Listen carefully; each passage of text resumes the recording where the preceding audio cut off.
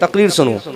तुमसे जो पूछा जाता है ना, फिर तुम्हें दहशतगर्द कहा जाता है, तुम्हें आतंकवादी कहा जाता है। तुम्हारी दाढ़ियां जब काटी जाती हैं तो इसीलिए काटी जाती हैं कि तुम अपने मजहब को सीखते ही नहीं। तुम कैमरे में इतने बिजी हो गए कि मजहब को नहीं सीखते। टोपी देखी, तुम्हारी दाढ़ी काटी, क्योंकि ही इज अ टेररिस्ट, ये आतंकवादी है, ये शिद्दत पसंद है। वजह क्या है कि मुसलमान इज अ इलिटरेट। दुनिया कहती है मुसलमान आज जाहिल है, लेकिन मैं पहला रेफरेंस दे रहा हूं, मुसलमान जाहिल नहीं है। इस भारत का, जब भारत आजाद हुआ, सबसे पहला एजुकेशन मिनिस्टर जो था वो मुसलमान था। ऐसे बोलोगे, तुम्हारे पीर का नाम आता तो चर्चा करते, और यहां नहीं बोलोगे, क्योंकि यहां बोलोगे तो तुम्हारी बुद्धि खुलेगी, और जब बुद्धि खुलेगी तो चाहे दुनिया का कोई नेता हो, वो नहीं कह सकता कि मुसलमान आतंकवाद सिखाता है। बहुत उम्दा पैगाम। सुनो और तवज्जो से सुनो। जब भारत से अंग्रेजों की हुकूमत का जनाजा निकला, तो अंग्रेजों की हुकूमत का जनाजा निकालने के लिए तन्हा रामपाल और श्यामपाल और घनश्याम नहीं थे। क्या बात है।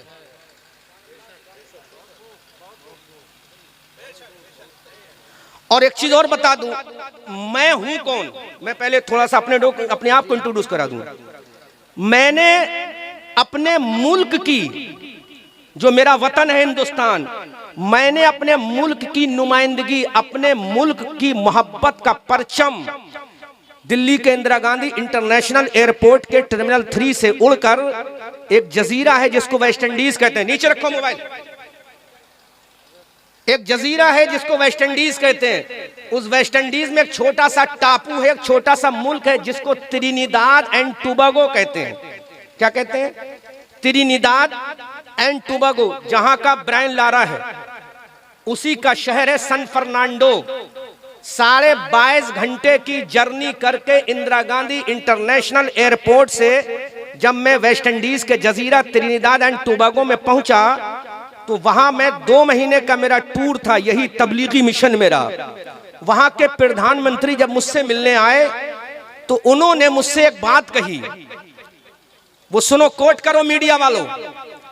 उन प्रधानमंत्री ने मुझसे जब मिले तो मुझसे कहा कि मिस्टर अहमद रजा मंजरी, हम आपकी इंडिया को पसंद करते हैं। क्या बात है, जिंदाबाद। गौर करें, इंटरनेशनल एक्सपीरियंस शेयर कर रहा हूं, क्योंकि एक विधायक यहां बैठे, उनकी पूरी कैबिनेट यहां बैठी है, उनके सामने यूपी पुलिस के जवान बैठे हैं। कम से कम हमारे लाखों रुपए खर्च किया है मौलाना शमीम ने, तो इसका मैसेज तो जाना चाहिए। उनको भी तो समझ में आना चाहिए कि इस्लाम है क्या। ये जलसा सजाया क्यों, ऑर्गेनाइज क्यों किया, ये सिस्टम क्यों लगाया, वरना उनके जहन में पिक्चर जाएगी ये कव्वाली का प्रोग्राम था जी।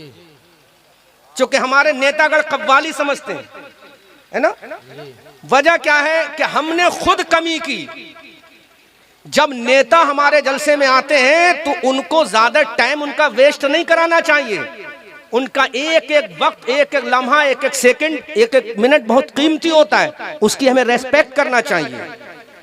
उसका हमें हिसाब लगाकर उसी के एतबार से उनको मैसेज देना चाहिए, तभी तो हमारे जलसे कामयाब होंगे। अरे आपको बता देना, इनको बता देना कमाल नहीं। कमाल ये है, ये पैगाम मोहब्बत है जहां तक पहुंचे। जमाना बड़े शौक से सुन रहा था, जमाना बड़े शौक से सुन रहा था, हम ही सो गए दास्ता कहते कहते। अल्लाह अल्लाह, क्या बात है, वाह। अल्लामा फैयाज सर, जमाना बड़े शौक से सुन रहा था, हम ही सो गए दास्ता कहते कहते। लोग सुनते थे कि मुसलमान देखो कामयाब कौम का नाम है, मुसलमान फलाहो बहबूद की मंजिलों से जो हमकिनार हो जाता है उस कौम का नाम है। और आज मुसलमान टेररिस्ट का नाम रख दिया गया, आज मुसलमान आतंकवाद का नाम रख दिया गया, आज मुसलमान दहशतगर्दी का नाम रख दिया गया, जबकि दहशतगर्दी और आतंकवादी का इस्लाम से कोई कनेक्शन नहीं। तो पहला रेफरेंस मैं दे रहा हूं। जब मैं वहां वेस्ट इंडीज पहुंचा, वहां के प्रधानमंत्री मुझसे मिलने आए तो उन्होंने कहा India is a very good country, is a very big country, is a very nice country. मैंने क्यों मैंने कहा क्यों, इंडिया अच्छी कंट्री क्यों? तो उसका जवाब सुनो और तुम भी सुनो और समझ में आए तो बोलना। उन्होंने कहा इंडिया इसलिए अच्छी कंट्री है कि वहां सारे धर्म के लोग मेल और मोहब्बत और प्यार से रहते हैं। जिंदाबाद जिंदाबाद, बहुत। ये मैं नहीं कह रहा हूं, ये वेस्ट इंडीज जजीरे में एक मुल्क है जिसका नाम है त्रिनिदाद एंड टोबैगो। गूगल पे सर्च मारो, अभी निकलेगा।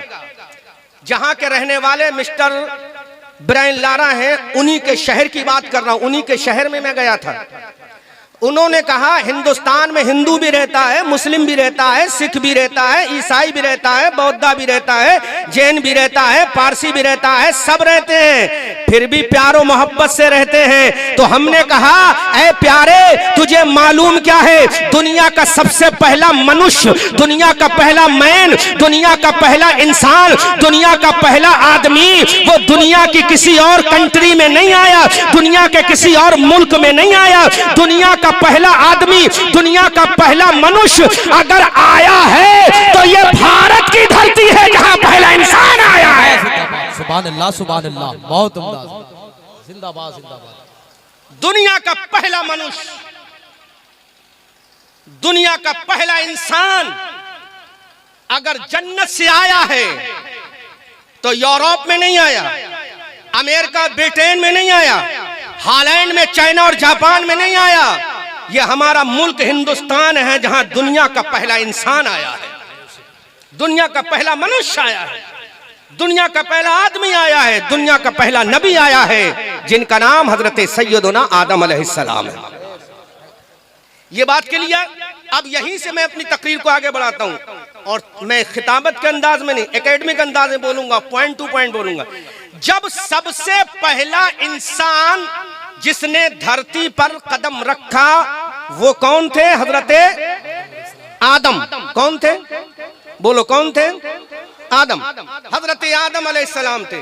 ये उनके कदम की, ये उनके आने की बरकत है कि हिंदुस्तान अमन का गहवारा है, शांति का गहवारा है। बात समझ में आई कि नहीं? शांति का गहवारा हिंदुस्तान इसलिए है कि यहां दुनिया का पहला मनुष्य आया है। और डॉक्टर इकबाल ने इसी वतन के लिए कहा था।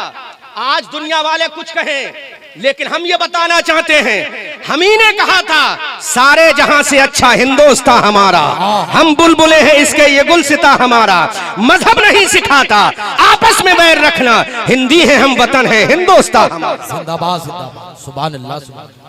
तो पहला इंसान कहां आया? भारत में। अब सुनो, इस्लाम सिखाता क्या है, एक एक चीज में क्लियर कर रहा हूं। मुसलमान जब इस देश में, देश का 1857 का गदर चल रहा था और इंसानों के सरों की खेतियां काटी जा रही थी, इंसानों के सरों को काटा जा रहा था। जलियांवाला बाग में जब अंग्रेज ने गोलियां चलाकर हिंदुस्तानियों को भूना था, मैं हिंदू और मुस्लिम की बात नहीं कर रहा हूं, किसको भूना? अरे बोलो ना, हिंदुस्तानियों को भूना था जलियांवाला बाग में। जब हिंदुस्तानियों को भूना था और इसी धरती, इसी भारत की धरती पर जब अंग्रेजों ने अपनी गोलियों की सारी बौछारें की थी हिंदुस्तान के सीनों पर, तो देखो दिल्ली के अंदर एक गेट है जिसको गेट, इंडिया गेट कहते हैं। क्या बोलते हैं? क्या बोलते हैं उसे? बोलो बोलो, क्या बोलते हैं? इंडिया गेट बोलते हैं। मुसलमानों को वतन का गद्दार कहने वालों, दिल्ली के इंडिया गेट पे जाओ, जो विधानसभा, जो पार्लियामेंट के सामने बना है, राष्ट्रपति भवन के सामने बना है, उस दिल्ली के इंडिया गेट पे जाओ, अल्लाह के इज्जत की कसम, जितने नाम लिखे हैं सबसे ज्यादा नाम अगर किसी के लिखे हैं तो वो मुसलमानों के लिखे हैं। अल्लाह अकबर, या रसूल अल्लाह, जिंदाबाद जिंदाबाद। जाओ इंडिया गेट पे, तुम्हें पता चलेगा उस पे किस सीने पे किसका नाम लिखे। मुसलमान गद्दार है वतन का, मुसलमान दहशतगर्द है। और सुनो, इस भारत का पहला शिक्षा मंत्री अगर कोई गुजरा है तो मुसलमान गुजरा है।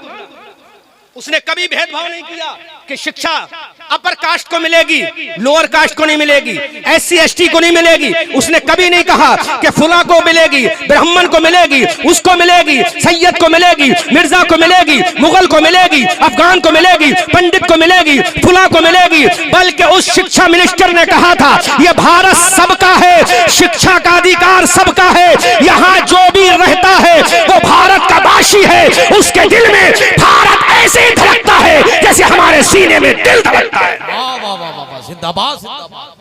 बहुत बात समझ में आ रही कि नहीं आ रही? पहला शिक्षा मिनिस्टर मुसलमान था। अब और सुनो, मैं अभी प्रॉफिट मोहम्मद रसूलुल्लाह सल्लल्लाहु अलैहि वसल्लम की बात भी करूंगा। उन्होंने मैसेज क्या दिया? दूसरा, ये भारत परमाणु शक्ति नहीं बना।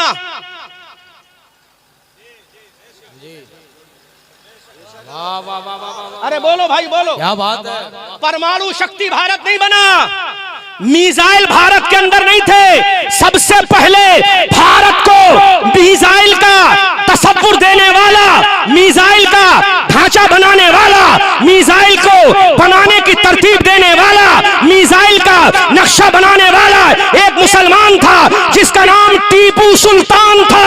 उसने पहली मंजनीक और मिसाइल बनाकर उसका नक्शा बता दिया कि जब मैं चला जाऊंगा तो एक मुसलमान पैदा होगा जिसका नाम अब्दुल कलाम होगा, वो भारत का पहला मिसाइल मैन बन जाएगा।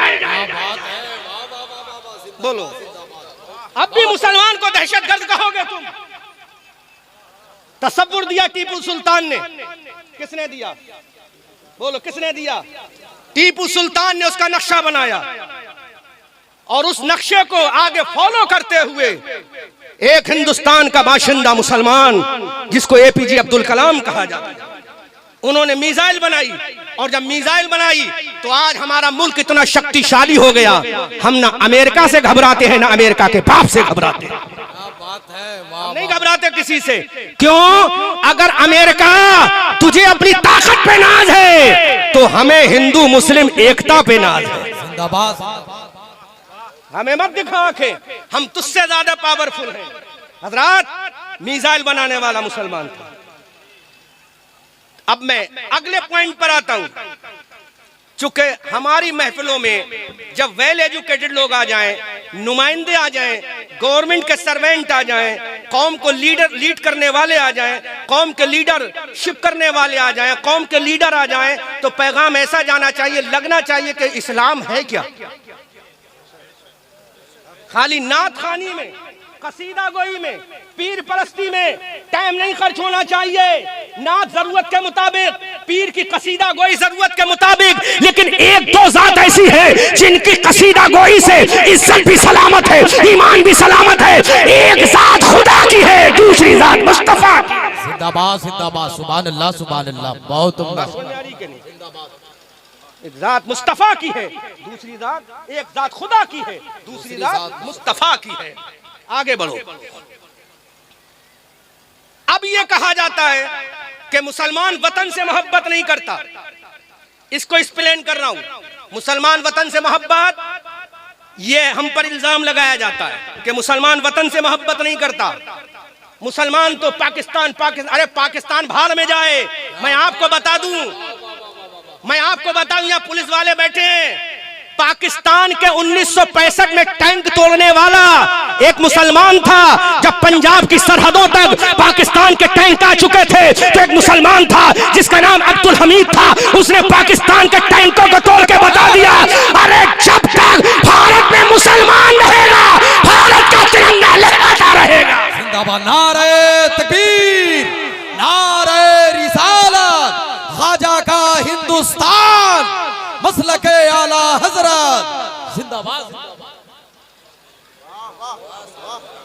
कहां चले गए तुमने अपने जलसों का मेयार खत्म कर दिया।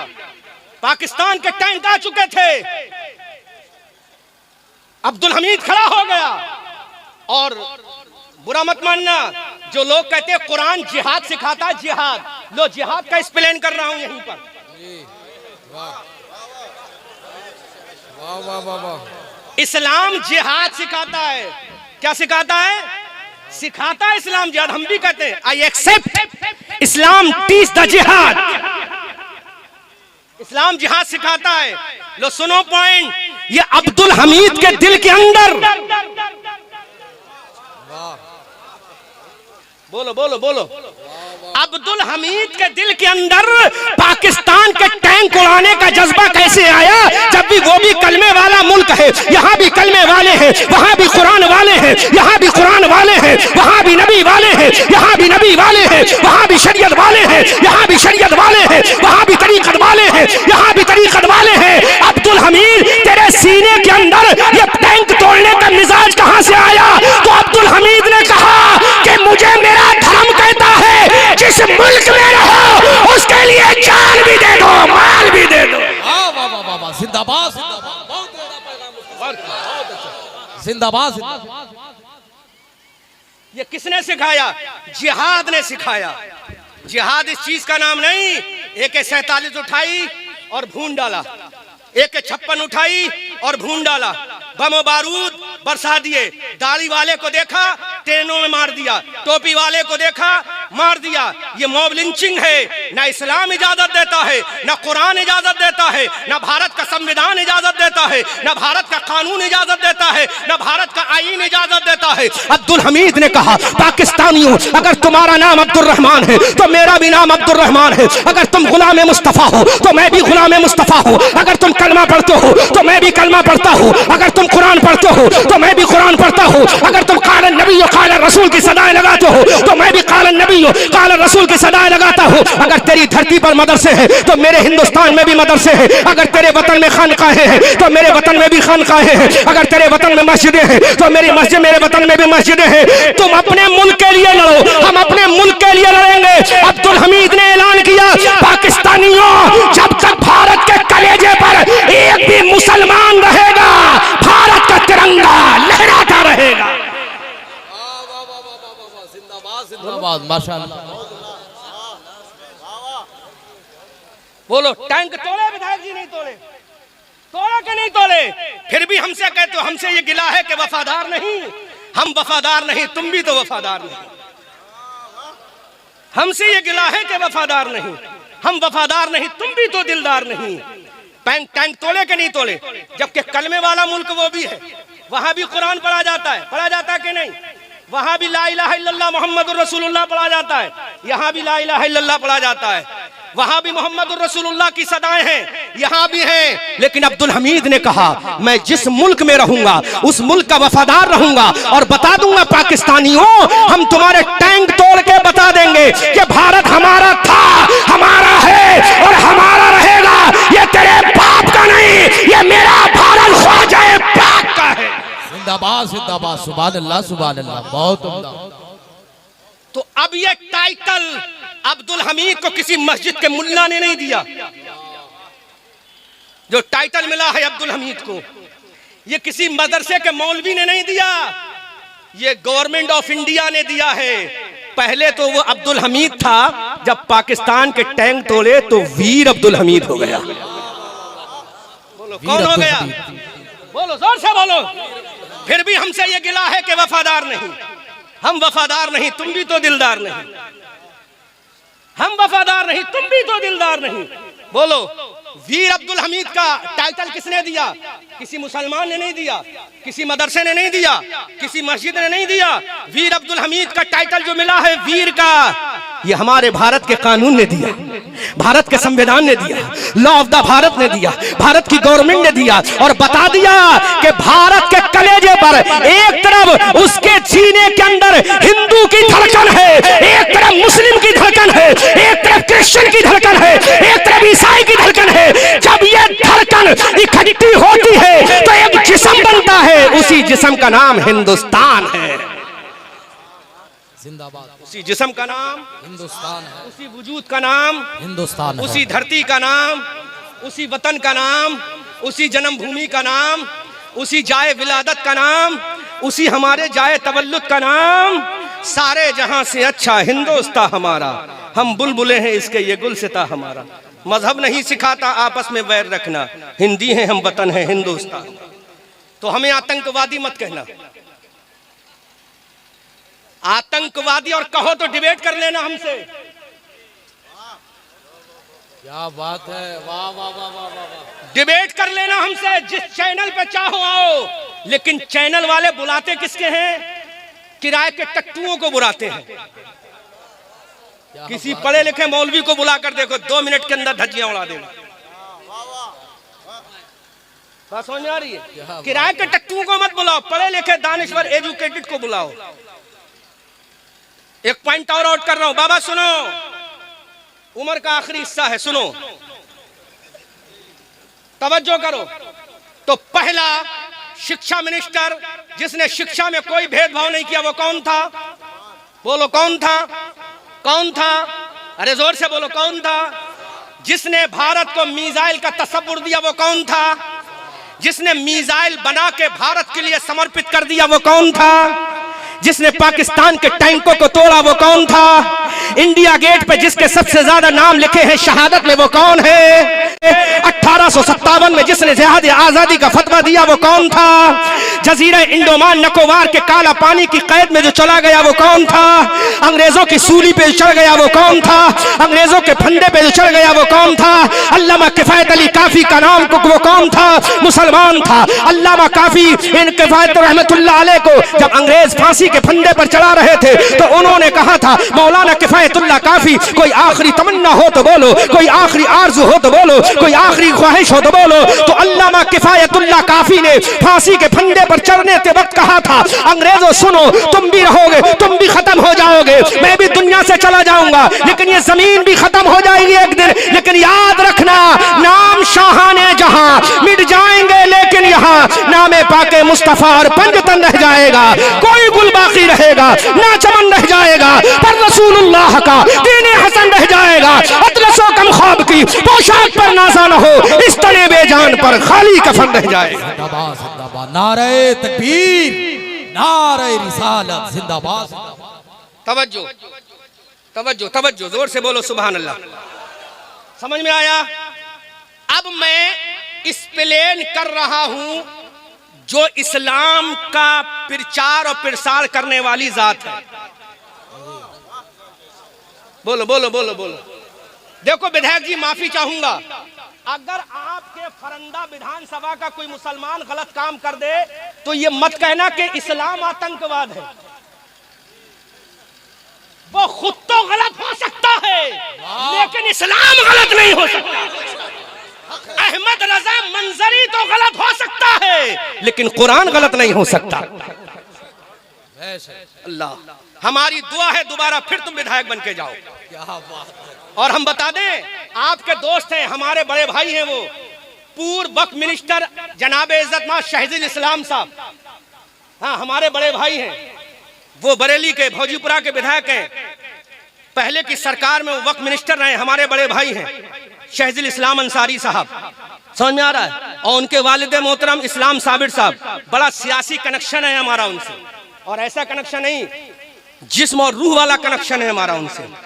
बड़ी हमने सियासी जलसे उनके किए हैं, बड़ी उनको विधानसभाएं हमने उनको जितवाई हैं, विधायक बनवाया है उनको, वक्फ मिनिस्टर बनवाया है हमने। बात समझ में आ रही है? तो हम कभी ये नहीं देखते इसके आगे रामपाल लिखा है या अब्दुल रहमान लिखा है, हम ये देखते हैं इसके आगे इंसान लिखा है कि नहीं लिखा। क्या लिखा है? अगर इंसान लिखा है, ये इंसानियों की रक्षा करेगा, ये इंसानियत की हिफाजत करेगा, ये इंसानियत का तहफ्फुज करेगा, तो हम उसको वोट भी करेंगे, उसको सपोर्ट भी करेंगे। बोलो करेंगे कि नहीं करेंगे? हाथ उठाकर बोलो, करेंगे कि नहीं करेंगे? जो इंसानियत की रक्षा करेगा, चाहे वो किसी भी धर्म का हो, किसी भी रिलीजन का हो, किसी भी मजहब का हो, जो इंसानियत की हिफाजत करेगा, हम उसको जिताएंगे इंशाअल्लाह। बोलो बोलो, जिताएंगे नहीं जिताएंगे? अल्लामा इकराम नूरी साहब, अल खल्क़ु अयालुल्लाह, तमाम मखलूक अल्लाह का कुंबा है। अल्लामा फैयाज साहब है कि नहीं? हजरत ख्वाजा गरीब नवाज ने कौन सा पैगाम दिया था? कौन सा पैगाम दिया? यकता का पैगाम दिया, यकजहती का पैगाम दिया, मोहब्बत का पैगाम दिया, इश्क का पैगाम दिया, प्यार का पैगाम दिया, उल्फत का पैगाम दिया। यही वजह है कि ख्वाजा गरीब नवाज की तुरबत पर आज शीश नवाने के लिए हर धर्म का इंसान जाता है। जाता कि नहीं जाता? क्योंकि उसने अल खल्क़ या अल्लाह पे अमल करके दिखाया। और एक हदीस गर्दिश कर रही है अल्लामा इकराम साहब, अगर इजाजत हो तो कह दूं यहीं पर ताकि बात मेरी मजबूत हो जाए। मिशकात शरीफ की हदीस है। अभी मैं अपने मदरसा दारुल सिद्दीक अकबर में जब यह हदीस पढ़ा रहा था तो दो जुमले मेरे जहन में आए हदीस में, अल्लाह अकबर, ईमान ताजा हो गया मेरा। मुसलमान वो है, हदीस का ट्रांसलेशन कर रहा हूं, इबारत नहीं पढ़ूंगा, तर्जुमा करूंगा, खाली मफहूम बयान करूंगा। मिशकात शरीफ के अंदर लिखी हजरत ये, मुसलमान वो है जिसके हाथ से, जिसके मुसलमान वो है जिसके हाथ से और जिसकी जबान से दूसरे मुसलमान अमन में रहे। आसान कर दूं, शांति में रहे, महफूज रहे, है ना, ज्यादा गाढ़ा नहीं होना चाहिए ताकि समझने लोग। मुसलमान वो है जिससे दूसरा मुसलमान उसकी जबान और उसके हाथ से क्या रहे, महफूज रहे। तो हमारा हिंदू भाई ये एतराज कर सकता है कि तुम्हारे पैगंबर ने तो इस हदीस में खाली मुसलमानों की बात की है। बोलो बोलो, एतराज कर सकता है कि नहीं? अल्लामा फैयाज साहब बोलो ना यार, अरे एतराज कर सकता है कि नहीं? अल्लामा इकराम साहब अपने नबी की कितनी भी तारीफ कर, लेकिन दूसरा तो एतराज कर सकता है कि तुम्हारे पैगंबर ने, तुम्हारे प्रॉफिट ने, तुम्हारे रहबर ने, जिसको तुम अपना रहबर मानते हो, जिसको प्रॉफिट मानते हो, जिसको नबी मानते हो, जिसको रसूल मानते हो, जिसको कायद मानते हो, जिसको अपना हीरो मानते हो, जिसको अपना तुम ताजदार मानते हो, जिसको अपना किंग मानते हो, जिसको अपना शहंशाह मानते हो, उसने तो फकत मुसलमानों की बात की। बोलो, एतराज हो सकता है कि नहीं? लेकिन इसी हदीस में, मिशकात की इसी हदीस में अगला टुकड़ा है, सुभान अल्लाह, कुर्बान जाओ मुस्तफा पर, ताजदार Medina, king of the Medina पे कुर्बान जाओ। इसी हदीस के अगले टुकड़े में फरमाते हैं पक्का मोमिन वो है। पक्का मोमिन वो है। क्या फरमाया? क्या फरमाया? पक्का मोमिन वो है जिससे दूसरे लोगों का खून भी सलामत रहे और माल भी सलामत रहे। अल्लाह, अरे जोर से बोलो। मुस्तफा ने फरमाया, प्रॉफिट ने फरमाया कि मोमिन पक्का वो है जिससे दूसरे लोगों के खून, जान सलामत रहे और माल सलामत रहे। इसमें हिंदू भी आ गया, सिख भी आ गया, जैन भी आ गया, बौद्ध भी आ गया, पारसी भी आ गया, तेलंगाना वाला भी आ गया, आंध्रा वाला भी आ गया, इंडिया वाला भी आ गया, नेपाल वाला भी आ गया, भूटान वाला भी आ गया, बर्मा वाला भी आ गया, अमेरिका वाला भी आ गया, यूरोप वाला भी आ गया, मॉरिशस वाला भी आ गया, अफ्रीका वाला भी आ गया, यूगोस्लाविया वाला भी आ गया, चाइना जापान वाला भी आ गया, अरबिस्तान वाला भी आ गया। अरे दुनिया में जिस धर्म को जो भी फॉलो करता है सब इसमें आ गए। अब पक्का मोमिन वो है जिसके दूसरे लोगों का माल बच जाए, दूसरे लोगों की जान बच जाए। अब ये पता चला जब तुम्हारे प्रॉफिट ने कह दिया पक्का मोमिन वो है जिससे दूसरों के माल बचे, दूसरों की जान बचे, ये प्रॉफिट का पैगाम है, तो उसका शिष्य अपने नबी का गुलाम तो हो सकता है, नबी का गद्दार नहीं हो सकता। जिंदाबाद। ये हदीस है। बोलो, इसमें तमाम मजहब आ गए कि नहीं आ गए? तमाम मजहब आ गए। और अल्लामा इकराम साहब, कुरान में जो अल्लाह ने फरमाया है वो क्या फरमाया? वला तहिनु वला तहजनु वांतुमुल आलौना इन कुंतुम मोमिनीन फरमाया। क्या फरमाया? तो मोमिन का दर्जा ऊंचा है। बोलो, है कि नहीं भाई? मोमिन का दर्जा अल्लामा साहब ऊंचा है कि नहीं है? मोमिन का दर्जा। तो पक्का मोमिन वो है उसके पड़ोसी हिंदू भाई है, उसकी जान भी उससे सलामत रहे, उस मुसलमान से उसका माल भी सलामत रहे, वरना वो पक्का मोमिन ही नहीं है। मुस्तफा की हदीस है। और हमें सिखाया, हमारी कौम को क्या मालूम, क्योंकि कौम हमारी पढ़ना नहीं जानती, मदरसों में नहीं आती, वो तो ये समझती है कि मदरसों में खाली अरबी पढ़ाकर रटाया जाता। नहीं मुसलमानों, मदरसे में बाज़ाब्ता तौर पे एजुकेशन दी जाती है। आज हमने अमेरिका का सफर किया है, ये मदरसे की देन है। अमेरिका में गया हूँ, ये मदरसे की देन है। हॉलैंड में गया हूँ, ये मदरसे की देन है। बर्तानिया में गया हूँ, ये मदरसे की देन है। त्रिनिदाद एंड टोबागो में गया हूँ, ये मदरसे की देन है। दुनिया के बड़े बड़े सियासतदानों से मैं मिलता हूँ, ये मदरसे की देन है। मैंने यूनिवर्सिटी में पढ़ा है, बाद में पढ़ा है, पहले मदरसे में पढ़ा है। तो मदरसे में आतंकवाद नहीं सिखाया जाता, मदरसे में टेररिस्ट टेररिस्ट की तालीम नहीं दी जाती, मदरसे में प्यार की तालीम दी जाती है, मोहब्बत की तालीम दी जाती है, इश्क की तालीम दी जाती है, हम आहंगी की तालीम दी जाती है, यकजहती की तालीम दी जाती है, वतन से मोहब्बत की तालीम दी जाती है, लोगों से प्यार की तालीम दी जाती है, लोगों से वफा की तालीम दी जाती है। क्योंकि हमारा नबी किसी एक कबीले के लिए नहीं आया, हमारा नबी किसी एक कौम के लिए नहीं आया, हमारा नबी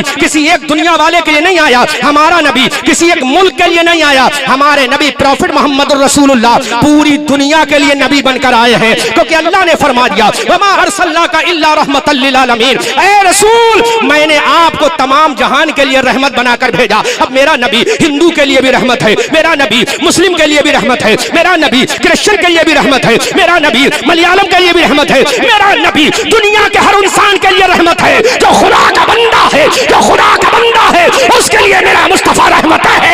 क्योंकि रसूल को अल्लाह ने जो पैदा किया एक कबीले के लिए नहीं, पूरी कायनात के लिए रहमत बनाकर पैदा किया। जिंदाबाद जिंदाबाद, सुभान अल्लाह सुभान अल्लाह। किसी एक के लिए नहीं पैदा किया रसूल को। बोलो मुफ्ती साहब क्या इसको मुनहसिर करेंगे हम? है बहुत सारी तावीलातें करके हम मुनहसिर कर रहे नहीं साहब, इसकी तावील ये नहीं, निकालो इसकी तावील निकालो। अल्लामा इकराम साहब ने बुखारी और मुस्लिम पढ़ाते पढ़ाते पूरी जिंदगी आपकी आखिरत का आखिर की तरफ जा रही है, निकालेंगे हजरत कोई तावील? अभी अल्लामा फैयाज साहब फरमा रहे थे कि मेरे यहाँ राबिया तक की तालीम हो गई। राबिया में मिशकात तो पढ़ाई जाती होगी ना, हिदायत भी पढ़ाई जाती होगी आपके यहाँ, तो उसमें कोई तावील निकाले ना। अरे नबी सबके लिए रहमत बन के आया, नबी सबके लिए रहमत बन के आया, किसी एक कबीले के लिए नहीं, कायनात के लिए रहमत बन के आया। तो जो सबके लिए रहमत बन के आया वो कभी आतंकवाद की तालीम नहीं देगा ना उसको सपोर्ट करेगा। तो मिशकात की हदीस का अगला टुकड़ा क्या? पक्का मोमिन वो है जिससे दूसरों की जान सलामत रहे, दूसरों का माल सलामत। ठीक है, अब मैं एक आसान पॉइंट की तरफ आता हूं, समझ में आएगा, बहुत इजीली समझा रहा हूं, इतना इजी एक्सप्लेन कर रहा हूं कि आपके समझ में आएगा। बहुत इजी एक्सप्लेन कर रहा हूं। सपोज कीजिए क्वेश्चन मैं कर रहा हूं, आंसर आप देना। आपका घर है क्या? बोलो आपका, बाबा बोलो आपका घर है, ठीक है ना? क्वेश्चन कर रहा हूं, जवाब दीजिएगा बहुत इजीली। जो हमसे कहा जाता है कि मुसलमान हिंदुस्तान का वफादार नहीं है, मैं उसका जवाब दे रहा हूं। बात समझ आ रही? हमारा घर है, हमारा, हमने मेहनत की, मजदूरी की, खून पसीना बहाकर थोड़े थोड़े पैसे इकट्ठे किए, एक मकान बना लिया। उस मकान पे हमारे भाई ने कब्जा कर लिया। बोलो हम क्या करेंगे? क्या करेंगे हम? हमने मकान बनाया, मेहनत करके खून पसीना बहाकर मकान बना लिया, एक झोपड़ा, टूटा फूटा महल तो नहीं बना सकते हम मौलवी, क्योंकि गरीब होते हैं। एक मकान बना लिया छोटा सा, एक कमरे का, एक बरामदा बना लिया, ठीक है ना? उस मकान पे अल्लामा इकराम नूरी की गलत नजर पड़ गई और अल्लामा इकराम नूरी ने कहा मैं इसको गसब कर लूंगा, ताकत मेरे पास है, क्योंकि इनके 5-6 लड़के हैं ताकतवर हैं। इन्होंने ताकत दिखाई, शोल्डर दिखाए, बॉडी शोडी दिखाई कि मौलाना मंजरी तेरे मकान पे कब्जा मैं करूंगा। तो मैं क्या करूंगा? इनसे बचाने के लिए मैं क्या करूंगा? पहले तो पुलिस स्टेशन जाऊंगा, वहां बात नहीं बनेगी तो एसडीएम के पास जाऊंगा, वहां भी बात नहीं बनेगी, डीएम के पास जाऊंगा, वहां भी बात नहीं बनेगी तो मैं अपने प्रदेश के मुखिया योगी आदित्यनाथ जी के पास जाऊंगा, चीफ मिनिस्टर के पास जाऊंगा कि नहीं जाऊंगा, वहां भी बात नहीं पड़ेगी तो जनाबे मोहतरम नरेंद्र मोदी जी के पास हम जाएंगे कि भाई हमें इंसाफ दिलाओ, मौलाना इकराम ने हमारा मकान छीन लिया, और वहां भी बात नहीं पड़ेगी तो आखिरी स्टेज है राष्ट्रपति भवन, वहां जाएंगे हम, है ना? हम राष्ट्रपति मोहतरमा के पास जाएंगे और उनसे कहेंगे साहब हमें न्याय दिलाओ। क्या दिलाओ? न्याय दिलाओ। तो वो 2 चीजें इस्तेमाल करेंगी, एक तो कानून का इस्तेमाल करेंगे, दूसरे पुलिस के डंडे का इस्तेमाल करेंगे। होगा नहीं होगा? जब पुलिस का डंडा पड़ेगा तो इंसान खुद ब खुद हमारा मकान छोड़ देगा, क्योंकि न्याय दिलाने के लिए पुलिस का डंडा जरूरी है। जो काम हम ना कर सके वो पुलिस कर लेती है। समझ में आ रहा नहीं आ रहा है? तो अब सोचो हम अपने मकान को बचाने के लिए कहां तक जा सकते हैं। बहुत आज जब समझ में आएगा तो पूरा मजमा इस्तकबाल वेलकम कीजिएगा, सुभान अल्लाह। जब समझ में आ जाए तब हम अपना मकान बचाने के लिए विधायक जी हम कहां तक जाएंगे? आपके चरणों में भी जाएंगे। अरे साहब मकान बचा दो हमारा, है ना। आप अपने जो सिक्योरिटी में आपके जवान लगे उनको साहब भेज के हमारा मकान बचा दो, तो विधायक जी भी हम पे कृपा कर देंगे, नहीं साहब गरीब आदमी है छोड़ दो इसका मकान, ठीक है। और जब विधायक जी की नहीं मानेगा तो विधायक जी अपना असल पावर दिखाएंगे कि गरीब का मकान दबा रहा है तू। बात समझ में आ रही कि नहीं आ रही है? अब समझो मैं आपको एक नतीजा निष्कर्ष निकाल रहा हूं कि भारत से मुसलमान मोहब्बत करता है कि नहीं करता। इसको सुनो मीडिया वालों, इसको हाईलाइट करना। हम अपना मकान बचाने के लिए कहां तक जाएंगे? सुप्रीम कोर्ट तक जाएंगे। अब हमारा मकान कब सलामत रहेगा? जब हमारा गांव सलामत रहेगा। बोलो बोलो बोलो। अगर हमारा पूरा गांव जला दिया जाए, आग के हवाले कर दिया जाए, तो जब गांव नहीं बचेगा तो हमारा मकान कहां से बचेगा? तो हमारा मकान जब बचेगा जब हमारा गांव बचेगा। और हमारा गांव कब बचेगा? जब हमारा शहर, हमारी डिस्ट्रिक्ट बचेगी। समझ में आ रहा है? उलामा आप दुआओं से नवाजिएगा। ये जुमला बहुत कीमती है, मेरी तकरीर का बहुत अहम कीमती जुमला है ये। हमारा जिला कब बचेगा? जब हमारा स्टेट, हमारा सूबा बचेगा। बोलो बोलो बोलो। और हमारा सूबा कब बचेगा? जब हमारा प्यारा वतन हिंदुस्तान बचेगा। समझ में आ गया? अपना घर बचाने के लिए, हमें बचाने के लिए अपना गांव बचाना जरूरी, गांव बचाने के लिए अपना जिला बचाना जरूरी, अपना जिला बचाने के लिए अपना स्टेट बचाना जरूरी, अपना स्टेट बचाने के लिए अपना मुल्क बचाना जरूरी। अब जो लोग कहते हैं कि मुसलमान वतन का गद्दार है, उनसे कह दो हम अपना जब मकान बचाने के लिए सुप्रीम कोर्ट की शरण में जाते हैं, हमारा मकान जब ही बचेगा जब हमारा गांव बचेगा, हमारा गांव जब ही बचेगा जब हमारा शहर बचेगा, हमारा शहर जब ही बचेगा जब हमारा स्टेट उत्तर प्रदेश बचेगा, हमारा स्टेट उत्तर प्रदेश जब ही बचेगा जब हमारा प्यारा हिंदुस्तान बचेगा। तो अब बताओ अपना वतन बचाने के लिए हम भाई से लड़ जाते हैं तो हमें पाकिस्तानियों से क्या लेना? हमें अपना गांव मुबारक है, अपना वतन मुबारक है। वाह वाह वाह, नारे तकबीर, नारे रिसालत, मसलके आला हजरत जिंदाबाद। वतन मुबारक है। बोलो, जब हमारा वतन ही नहीं बचेगा तो हमारा गांव कैसे बचेगा? इसलिए ये मत कहो कि मुसलमान वतन से मोहब्बत नहीं करता। आओ, भारत की जो बीएसएफ है, भारत की जो आर्मी है, वहां से आर्मी को भी हटाओ, बीएसएफ को भी हटाओ। और हिंदू भाइयों, तुम ये कहो कि चलो मुसलमानों आज 24 घंटे के लिए इंडियन आर्मी को भी आराम करा ले रहे हैं और बीएसएफ को भी आराम करा ले रहे हैं। हम दोनों मिलकर भारत की पाकिस्तानी बॉर्डर पर भी, बांग्लादेश के बॉर्डर पर भी, नेपाल के बॉर्डर पे भी, चाइना के बॉर्डर पे भी, तिब्बत और भूटान के बॉर्डर पर भी आज 24 घंटे सिक्योरिटी देंगे। तुम इतना ऐलान करो, हिंदुस्तान की एक एक मस्जिद से ऐलान हो जाएगा कि आज हिंदुस्तान की हिफाजत का जिम्मा आर्मी के पास नहीं है बल्कि हिंदुस्तानियों के पास है। तो 40 करोड़ मुसलमान भारत की सरहदों में खड़ा होकर कहेगा जब तक मुसलमान रहेगा हमारा हिंदुस्तान रहेगा। क्या बात है, जिंदाबाद जिंदाबाद। बहुत उम्दा। हम वो जज्बा रखते हैं, हम वो जज्बा रखते हैं। तो मत कहो, ये सियासी पॉइंट मत अपनाओ।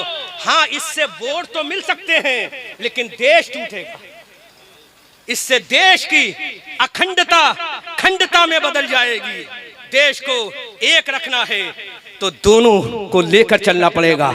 इधर हमारा गीता वाला भी हो, इधर हमारा कुरान वाला भी हो, इधर हमारा बाइबल वाला भी हो, इधर हमारा वेद वाला भी हो, इधर हमारा अथर्ववेद वाला भी हो, इधर हमारा ऋग्वेद वाला भी हो, इधर हमारा सामवेद वाला भी हो, इधर हमारा कुरान वाला भी हो, इधर हमारा बुखारी वाला भी हो, तिरमिजी वाला भी हो, इब्ने माजा वाला भी हो, मिशकात वाला भी हो, तभी इंशाअल्लाह दुनिया पुकार कर कहेगी कि सारे जहां से अच्छा हिंदुस्तान हमारा, हम बुलबुले हैं इसके, ये गुलसिता हमारा, मजहब नहीं सिखाता आपस में बैर रखना, हिंदी है हम, वतन है हिंदुस्तान। बात समझ में आ रही है? अब मैं 2 मिनट की बात और कह रहा हूं, उसके बाद अपने शहर चला जाऊंगा, फिर कभी आऊंगा तो इंशाअल्लाह आगे की तकरीर अगर जिंदा रहा तो करूंगा, और मर गया तो कयामत के मैदान में ये कहेंगे अर्शे हक है मसनद रिफत रसूलुल्लाह की, देखनी है हश्र में इज्जत रसूलुल्लाह की, ला व रब्बिल अर्श जिसको जो मिला उनसे मिला, बढ़ती है कौनैन में नेमत रसूलुल्लाह की। सुनो, कीप साइलेंट। मुसलमानों ने तलवार उठाई है, no doubt in this matter, तलवार उठाई है मुसलमानों ने। अल्लामा शमीम साहब, जलसा बहुत कामयाब है, आपका शुक्रिया कि आपने ऐसे वक्त मुझे लेक्चर देने का मौका दे दिया। अल्लाह आपको सादत अता फरमा दारैन की।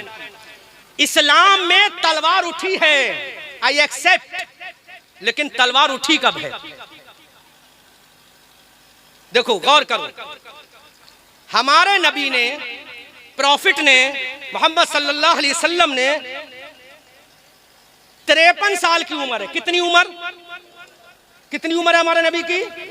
हाँ, मीडिया वालों आधा मत डाल देना कि मौलाना मंजरी ने कह दिया नबी की उम्र 53 साल है ना। हाँ, डालना तो पूरा अगला जुमला भी डालना जो बोल रहा हूँ। हाँ, खतरा आपसे ज्यादा लगता है, हाँ, है ना। चैनल वालों, क्या नाम भैया आपके चैनल का? और इधर वालों का? हमारे नबी की उम्र 53 साल। कितनी? बोलो कितनी? और हमारे नबी ने दुनिया से जाहिरी विसाल फरमाया, उम्र कितनी थी? 63 साल। कितनी? 63 एज ओल्ड ईयर माई पैगंबर प्रॉफिट मोहम्मदुर रसूलुल्लाह सल्लल्लाहु अलैहि वसल्लम। 63 साल की उम्र में हमारे नबी ने विसाल फरमाया, और हमारे नबी की उम्र कितनी? 53 साल। 53 साल की उम्र में रात के वक्त में, किस वक्त में? सब बोलो, किस वक्त में?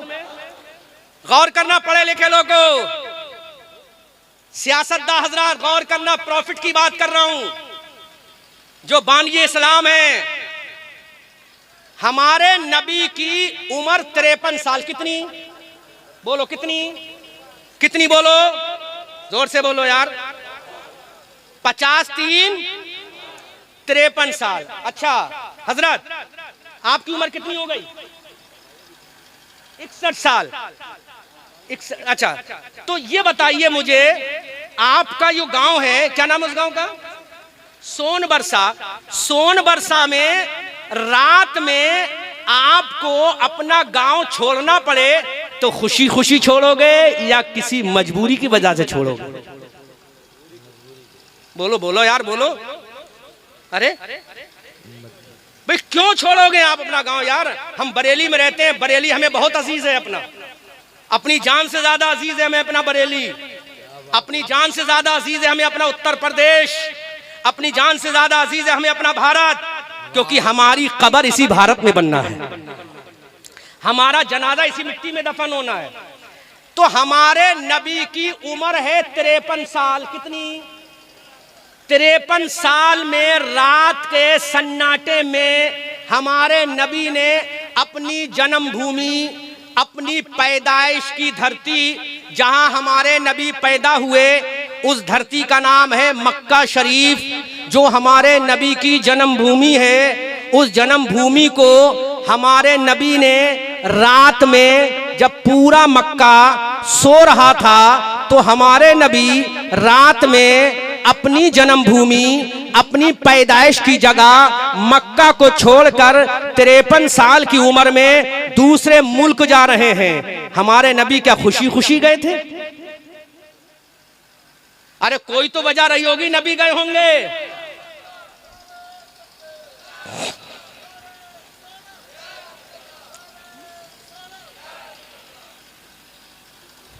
आप हजरात बैठ जाएं, आप हजरात बैठ जाएं। इस्तकबाल के लिए उलमा काफी है। नारे तकबीर, नारे रिसालत, उलमाए अहले सुन्नत हज़रत अल्लामा मुफ्ती कमालुद्दीन साहब क़िबला ताजदारे मदीना कॉन्फ्रेंस, नारे तकबीर, नारे रिसालत। दुरूद पाक पढ़ने एक मरतबा सल्लल्लाहु ताला अलैहि वसल्लम सलातु व सलाम अलैका या हबीबी या रसूल अल्लाह अलैका सलातु व सलाम। एक मरतबा ऊंची आवाज से बोले सुभान अल्लाह, कहें या रसूल अल्लाह, और ऊंची आवाज से कहें या रसूल अल्लाह। जोर से बोलो सुभान अल्लाह। बैठो। हमारे नबी की उम्र कितनी? बोलो कितनी? 53 साल। रात के वक्त में, कौन से वक्त में? बोलो रात के वक्त में हमारे नबी ने मक्का शरीफ जो आपकी जन्म भूमि है, क्या है? जो आपके आबाओ अजदाद की जन्म भूमि है, उसको छोड़ा। तो क्या वजह रही जो आपने छोड़ा? कौन सा रीजन रहा जो आपने छोड़ा? जो लोग कहते हैं मुसलमान वतन से मोहब्बत नहीं करता, तुमने पढ़ा नहीं है, हिस्ट्री नहीं पढ़ी तुमने, यूट्यूब को सुन लिया, फेसबुक को सुन लिया, सोशल मीडिया को, किताबें पढ़ो तब पता चलेगा। 53 साल की उम्र में हमारे नबी ने रात में, नाइट में, रात में, अल्लाहु अकबर, मक्का शरीफ जो आपकी जन्म भूमि थी छोड़ा। और जब आप छोड़ के थोड़ी दूर निकले थे तो आपने उस पे एक घर बना है जिसका नाम काबा है। क्या है? अभी पूरी दुनिया से लोग उसी का तवाफ करने, हज करने जा रहे हैं, ठीक है ना। अल्लाह के नबी प्रॉफिट मोहम्मद रसूलुल्लाह सल्लल्लाहु अलैहि वसल्लम ने थोड़ी सी दूर जाकर काबे को हसरत से देखा। कैसे देखा? बोलो कैसे देखा?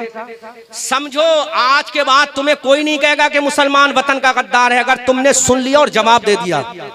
लेकिन तुम सुनते नहीं हो ना, परेशानी ये है।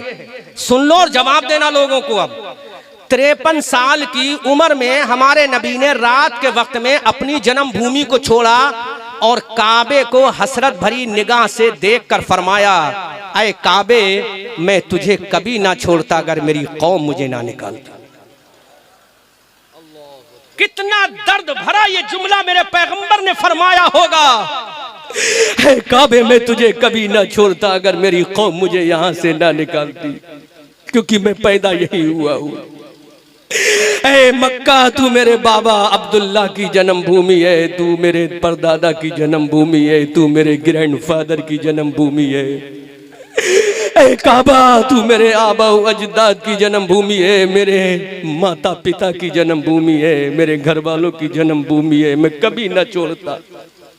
53 साल की उम्र में मेरे नबी ने काबे को छोड़ा। रात के सन्नाटे में पूरा मक्का आराम की नींद सो रहा था। मेरे नबी तने तन्हा अकेले, सबको छोड़कर, अपने घर वालों को छोड़कर, प्रॉपर्टी को छोड़कर, जमीनों जायदाद को छोड़कर, काबतुल्लाह को छोड़कर, हतीम को छोड़कर, बीरे जमजम को छोड़कर, मकामे इब्राहिम को छोड़कर, वादिये मिना को छोड़कर, कोहे फारान को छोड़कर, अरफात के मैदान को छोड़कर, 53 साल की उम्र में मेरे नबी काबे को छोड़कर 470 या 75 या 370 या 75 दूर एक सिटी थी, उस सिटी को यसरब कहा जाता था, जिसका नाम आज मदीना है। वहां नबी जा रहे हैं।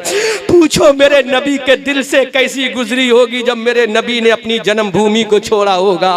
क्या गुजरी होगी मेरे नबी के हार्ट पे जब मेरे नबी ने अपनी जाए विलादत को छोड़ा होगा, अपनी जन्मभूमि को छोड़ा होगा 53 साल की उम्र में। और मेरे नबी ने कितने रिक्कता मेज अंदाज में कहा होगा, ऐ काबे, तेरी हुर्मत को मेरा सलाम, तेरी आबरू को मेरा सलाम, तेरे तकद्दुस को मेरा सलाम, तेरी अजमत को मेरा सलाम, मैं कभी ना छोड़ता, क्योंकि तू मेरी जन्मभूमि है, मेरे आबा अजदाद की जन्मभूमि है। अब मुसलमानों बताओ, जिस पैगंबर ने अपनी जन्मभूमि को छोड़ते वक्त इतना रोया हो, इतना तड़पा हो, इतना बेचैनो बेकरार रहा हो, अपनी वतन से इतनी मोहब्बत करता हो, तो उसका वफादार अपने वतन का कैसे गद्दार हो सकता है? उसका कलमा पढ़ने वाला अपने वतन का कैसा गद्दार हो सकता है? उसका कलमा मानने वाला, उसका कुरान पढ़ने वाला, उसको प्रॉफिट मानने वाला, उसको उसको रसूल मानने वाला, उसको पैगंबर मानने वाला, उसको हाशमी मानने वाला, उसको मुत्तलबी मानने वाला, उसको रसूल मानने वाला अपने वतन का कैसे गद्दार हो सकता है? अल्लाहु अकबर कबीरा। अब मैं दूसरा रुख बता रहा हूं, आखिर नबी निकले क्यों है? कि नबी के जो शिष्य थे, नबी के जो गुलाम थे, नबी के जो वफादार थे, नबी के जो दीवाने थे, नबी के जो मतवाले थे, नबी के जो फॉलोवर थे, नबी के जो शिष्य थे, उनको इतना मारा, जलती हुई रेत पर लिटाल दिया गया, जलती हुई आग पे नंगा करके लिटाल दिया गया था मुसलमानों को। आप मक्का की तारीख पढ़ के देखो, अरब की तारीख पढ़ के देखो, अरब की सरजमीन पर मक्का की धरती पर मुसलमानों को नंगा करके, मुसलमानों को नंगा करके आग के शोलों पे लिटाला गया, आग के बिस्तर पे लिटाला गया। उनके ऊपर ऊंट की ओजरी डाली गई, जानवर की ओजरी डाली गई मुसलमानों के जिस्म पर, मुसलमानों को चटाई में लपेट कर मुसलमानों को धुआं दिया गया, मुसलमानों को बेदर्दी के साथ मारा गया। मक्का की तारीख पढ़ के देखो, अरब का जालिमाना रवैया देखो। मेरे पैगंबर के गुलाम हजरत बिलाल को इतना मारा, हजरत सुहैब रूमी को मारा, हजरत अम्मार इब्ने यासिर को मारा, हजरत सलमान फारसी को मारा, हजरत जिन्नीरा को मारा, हजरत सुमैया को मारा। मक्का के एक एक आतंकवादी ने मुसलमानों पर इतना जुल्म किया था, इतना सितम किया था कि आज तुम्हें नंगा करके अगर आग के ऊपर लिटा दिया। शराब को जायज नहीं कहते थे, उनकी कमी क्या थी? वो ये कहते थे कि नई लड़कियों को जिंदा कब्र में दफन मत करो, बस यही पैगाम था। वो क्या कहते थे? शराब मत पियो, यही उनका पैगाम था। वो क्या कहते थे? गरीबों का हक अदा करो, यही उनका पैगाम था। तो उन मुसलमानों को इतना मारा गया, इतना मारा गया, इतना मारा गया कि मुसलमान अपना वतन छोड़कर हबशा चले गए। हबशा एक कंट्री हुआ करती है, हबशा एक मुल्क का नाम है जो अफ्रीका की धरती पर बसता है, बर्रे आजम अफ्रीका में है। अल्लाहु अकबर कबीरा। ये मुसलमान अपना वतन छोड़कर वहां चले गए। इतना मारा था मक्का के आतंकवादियों ने, कोई माइकलाल दिखा नहीं सकता किसी किताब में कि मुसलमानों ने तलवार उठाई हो। हजरत बिलाल पिटे लेकिन तलवार नहीं उठाई, हजरत सुहैब रूमी उठे पिटे लेकिन तलवार नहीं उठाई, हजरत उस्मान गनी को मारा गया लेकिन तलवार नहीं उठाई, मुस्तफा जाने रहमत के तने नाज पर ऊंट की ओजड़ी को डाल दिया गया लेकिन मेरे नबी ने 13 साल तक तलवार नहीं उठाई। अल्लाहु अकबर कबीरा। मुसलमानों को आग के अंगारों पर लिटाया गया लेकिन मेरे नबी ने 13 साल तक तलवारें नहीं उठाई। हजरत बिलाल को इतना मारा, इतना मारा, इतना मारा, आग के कोलों पर शोलों पर उनको लिटा गया, चमड़ी जल गई। हजरत खब्बाब और खुबैब की चमड़ी जल गई लेकिन मुसलमान सब्र कर रहा है। इस जुल्म को देखा तो मेरे नबी ने फरमा दिया, ऐ मुसलमानों, अपनी जान बचाने के लिए तुम चले जाओ, कहिए जहां तुम्हें अमान मिले, हबशा चले जाओ। अब मुसलमान रात में अपना वतन छोड़ रहे हैं, किसके लिए? अपनी जान बचाने के लिए। किसके लिए? अपनी जान औलाद बचाने के लिए। एक वक्त वो आया कि मेरे नबी ने भी 53 साल की उम्र में काबे को छोड़ा। क्यों छोड़ा? इसलिए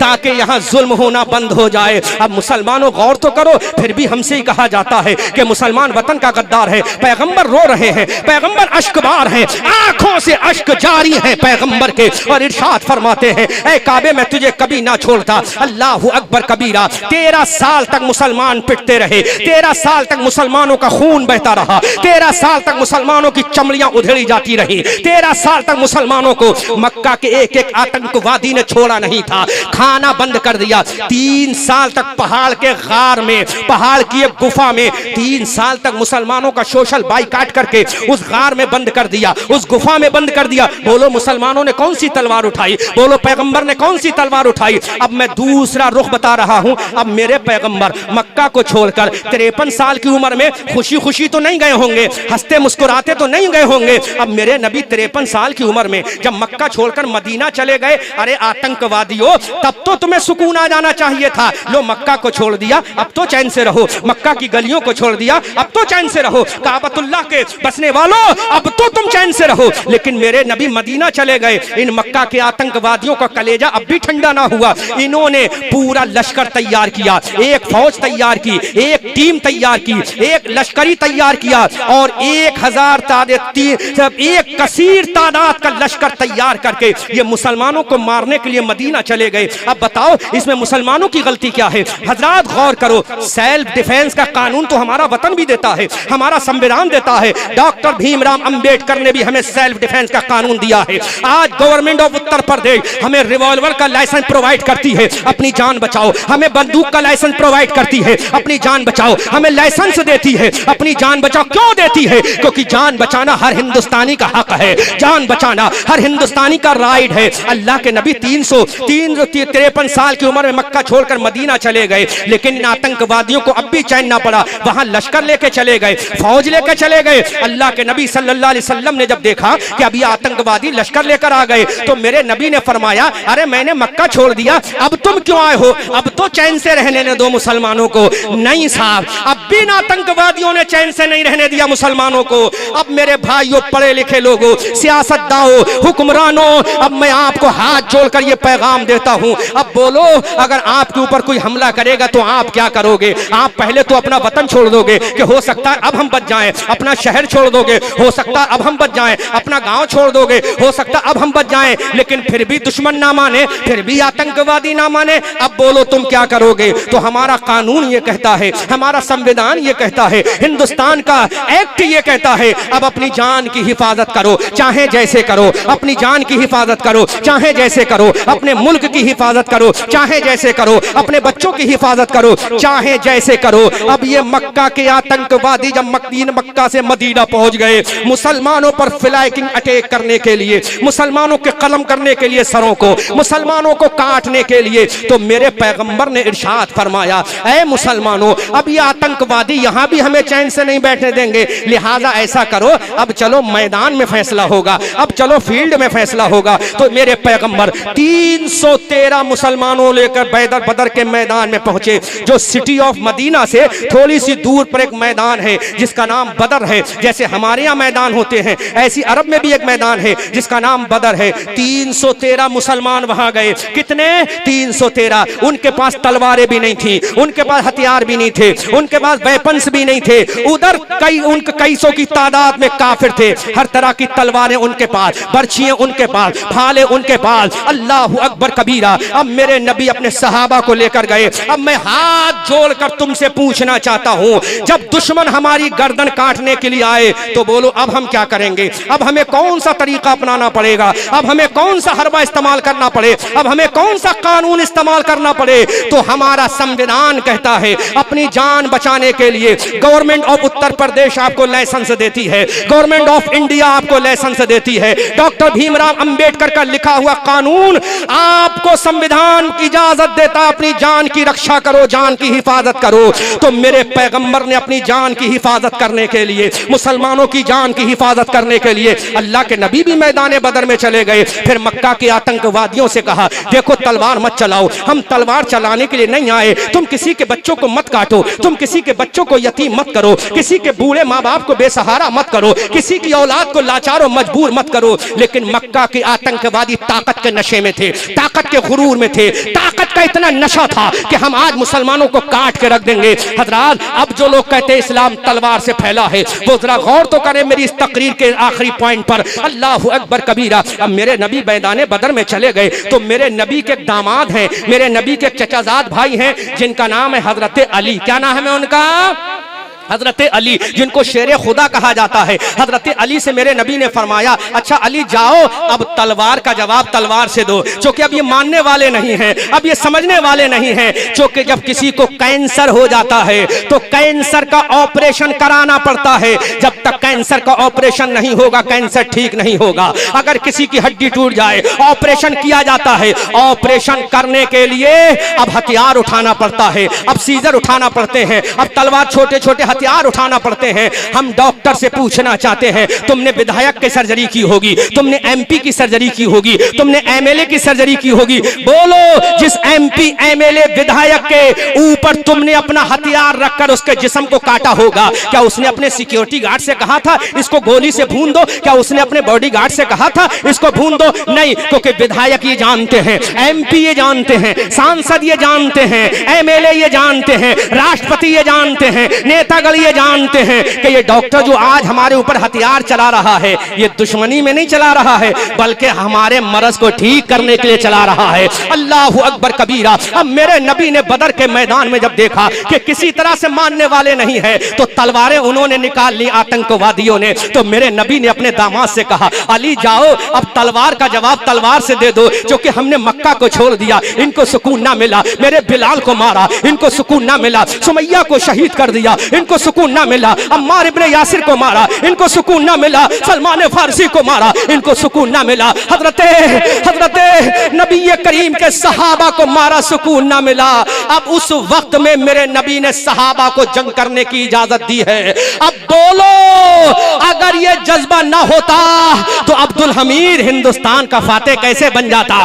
पता चला जब दुश्मन हमें मजबूर कर दे तो हमें दुश्मन के जवाब में उसी के अंदाज में जवाब देना पड़ता है। यही इंसानियत है, यही भारत का कानून है, यही भारत का संविधान है, यही भारत का लिटरेचर है, यही भारत का आईन है, यही भारत का लॉ है, वरना नस्ल इंसानी खत्म हो जाएगी। आज अमेरिका हमें आंखें दिखाता है, हम अमेरिका को बताना चाहते हैं तू हिंदुस्तान वालों को आंखें मत दिखा। टैरिफ बढ़ाने के बाद तू ये मत समझ तेरी दादागिरी हम बर्दाश्त कर लेंगे। हम 140 करोड़ है भारत में, अगर हम चले गए तो अमेरिका की ईंट से ईंट बजा सकते हैं। हमारे ऊपर टैरिफ लगाकर हमें नाजायज मत दबा। हम अमनो शांति के अलंबरदार हैं, हम शांति के अलंबरदार हैं, हम प्यार के अलंबरदार हैं, हम मोहब्बत के अलंबरदार हैं, हम इश्क के अलंबरदार हैं। क्योंकि भारत की धरती में प्यार है, भारत की जमीन में इश्क है, भारत की धरती में मोहब्बत है। क्योंकि ये भारत ऋषियों का, मुनियों का, वलियों का, पीरों का देश है, ये आलिमों का, पंडितों का देश है, ये मुफ्तियों का, मुहद्दिसों का देन है, ये नानकों गुरु का देन है, ये गरीब नवाज का देन है, अलाउद्दीन का देश है, निजामुद्दीन का देश है, फरीदुद्दीन का देश है, महबूब इलाही का देश है, महबूब इलाही का देश है, ये भारतीयों का देश है। फिर दुनिया बोलेगी सारे जहां से अच्छा हिंदुस्तान हमारा, हम बुलबुले हैं इसके, ये गुलसिता हमारा।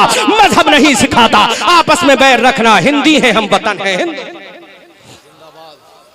अब बोलो मुझे, अब कोई कहेगा कि इस्लामाबाद आतंकवाद सिखाता? नहीं कहेगा। अगर वो पढ़ा लिखा है तो नहीं कहेगा, अनपढ़ है तो जरूर कहेगा। 1 घंटा 15 मिनट की तकरीर कंप्लीट।